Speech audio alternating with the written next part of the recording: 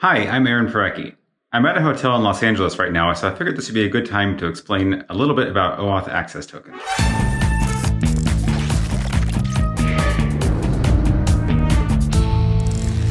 So what are OAuth access tokens and what exactly are they for? Well, when I got to the front desk of this hotel, I went and I checked in. Pretty straightforward exchange, right? I show my ID and I give a credit card, and they give me back a key card. I then take this card and I walked up to the door of my hotel room and I swiped it on the door. Of course, the door let me in. So this hotel key card is like an OAuth access token. An access token just says whether or not the bearer of the token is allowed to access the thing they're trying to access, in this case, the hotel room door. The door doesn't care who I am. The door doesn't need to know my name or any unique identifier. It just needs to know whether or not this card is allowed to access this door at this time.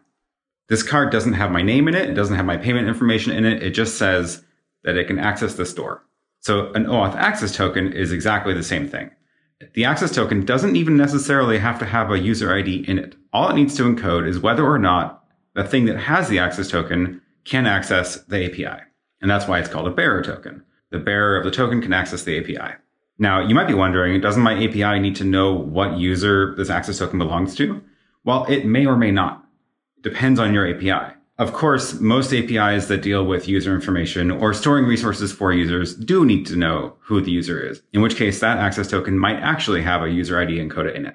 But as far as the thing using the token is concerned, it doesn't care about whether or not a user ID is encoded in the access token. Just like my hotel key card. When I, in this analogy, the app, presents the token to the door, I don't care what's in it. All I care is that it works. So I'm just going to take this key card, swipe it at the door, hope the door opens. Just like in an application, I'll take an access token, present it to the API, and hope the API call works. As the application, I don't care what that access token actually means to the API. Now, of course, on the API side, the API probably does care what user ID the token belongs to. So in that case, the API will generate the access token in some way where it can encode the user ID and other information about the token, like scope, lifetime of the token, what resources it can access, and things like that will all be stored in a way that's associated with the token.